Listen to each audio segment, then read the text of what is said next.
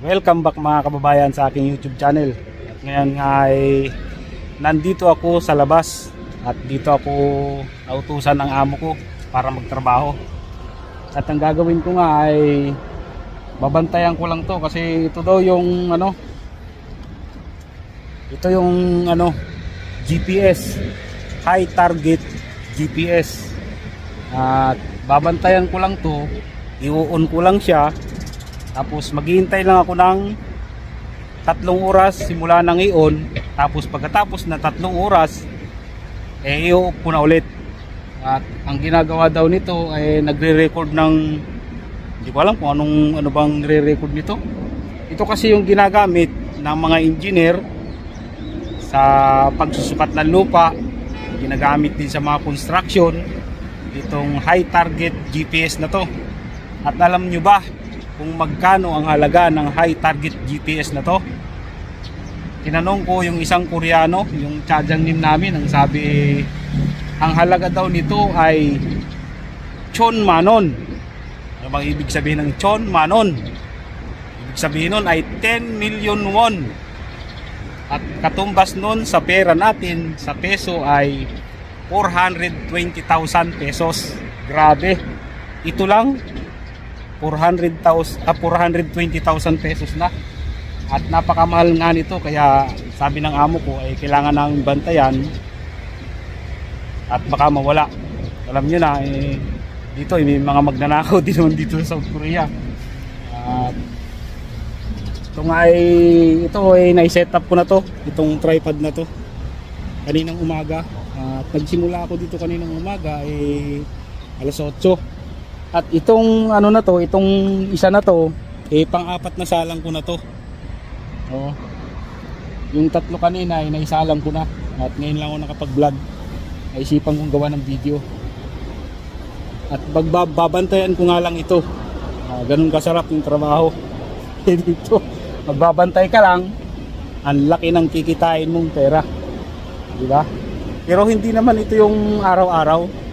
At sa loob ng isang taon siguro mga 3 beses o 2 beses lang ito. Pero medyo matagal din kami dito, sabi ng amo ko. At yung sabi niya mga 2 months daw kami dito. At palitan lang kami nung kasama kong Pinoy.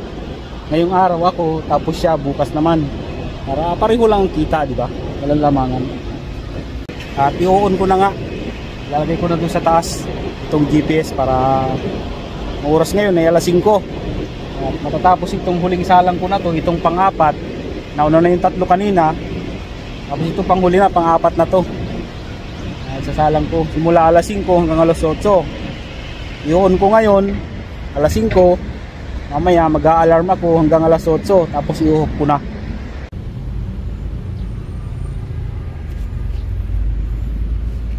Ilalagay ko muna siya dito.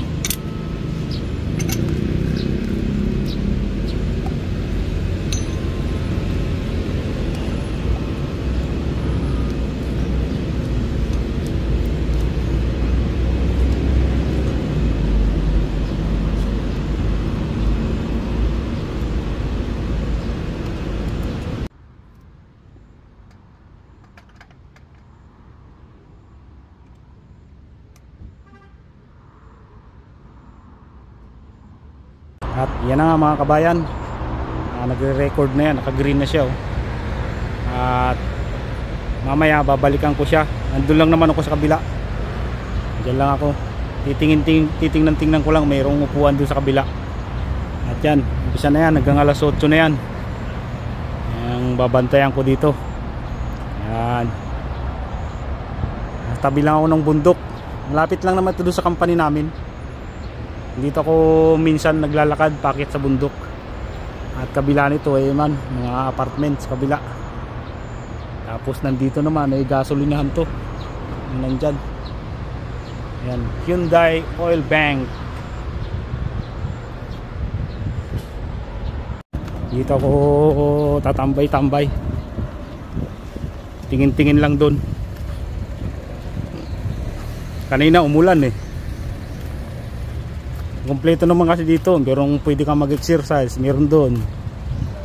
Yan. Gusto mo umakyat sa bundok, yan.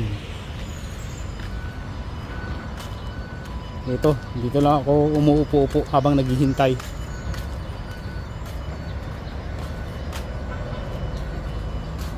May tubig nga eh. Walang kasi kanina eh. Buwan dito tayo sa walang tubig. Naghihintay ako dito hanggang 3 oras na lang, hanggang alas 8. Nagsimula ako dito kaninang umaga ay alas 8 din, kaya alas 8 rin ako matatapos. Magkano nga ba mga kabayan ang pwede kong kitain ngayon sa araw na to? Kasama na yung overtime. Kasi dito nagbabantay lang naman ako ng 12 hours. Ito yung 1 oras na bayad dito sa South Korea kapag magtatrabaho ka. Ang bayad sa 1 oras dito ay 9,861 times 8. Ang kalalabasan niyan ay 78,881. Yan yung sweldo dito sa loob ng 1 araw. At wala pa yung overtime dyan. Ngayon, idadagdag ko yung overtime ko ngayon na 4 na oras. Ang bayad sa 1 oras kapag ikaw ay mag-overtime dito sa South Korea ay 14,791. O di ba? Laki pag overtime. Yang 14,791 na yan ay ita-times mo yan sa 4. Ita-times ko sa 4 kasi 4 na oras yung magiging overtime ko ngayon. Ang kalalabasan yan ay 59,161. Tapos idadagdag mo na dyan yung 78,881 dyan sa 59,161. Ang kalalabasan yan ay 138,041. Yan yung kikitain ko ngayong araw lang mga kabayan. Yan ay papalo sa pera natin, depende sa palitan. Ang kikitain ko sa loob lang ng 1 araw ng pagbabantay lang dito sa South Korea ay 5,500 pesos. Grabe, isipin mo yon. Nagbantay ka lang ng 12 oras tapos kikita ka na ng mahigit 5,000 piso. Saan ka pa? Pero hindi naman laging ganito, Talagang karamihan kasi dito sa company namin hindi naman ito ganong kalakasan. Minsan lang kami magka-overtime ng ganito. At kalimitan nga lang sinasahod namin dito ay minsan ay nagkaka-OT rin ng pakunti-kunti. Yun. Lumilinis ako dito, kalimitang linis ko dito kasi hindi naman talaga kami nawawalan ng overtime minsan-minsan lang yung overtime namin. Ang nililinis ko dito kada sweldo, kalimitan yung may overtime ng konti nakakalinis ako ng 90,000 pesos. Kaltas na lahat yon, pagkain, yung mga kinakaltas na mga tax, yung mga sa insurance, linis na lahat, tinanggal ko na lahat yon. Nakakalinis ako ng 90,000 pesos monthly. Diba?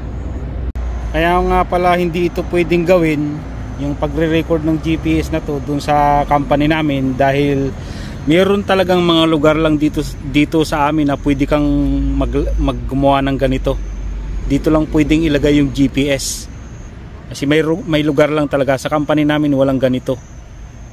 Ang ginagawa ng ng high target GPS na to nagre-record.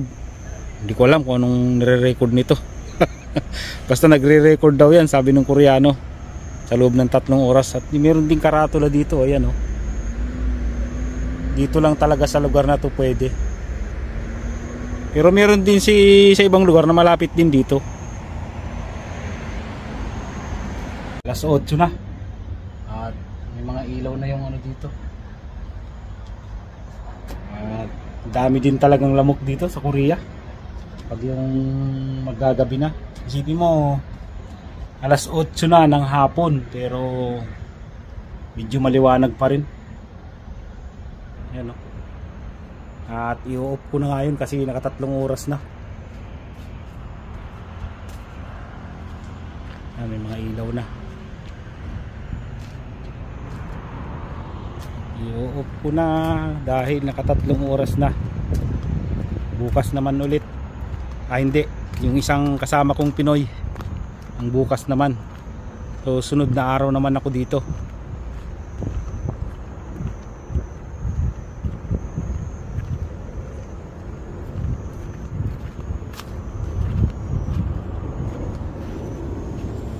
Yan.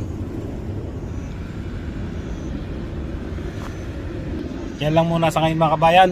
Maraming salamat sa panonood at magkita-kita ulit tayo sa susunod ko na upload ng video. Bye bye.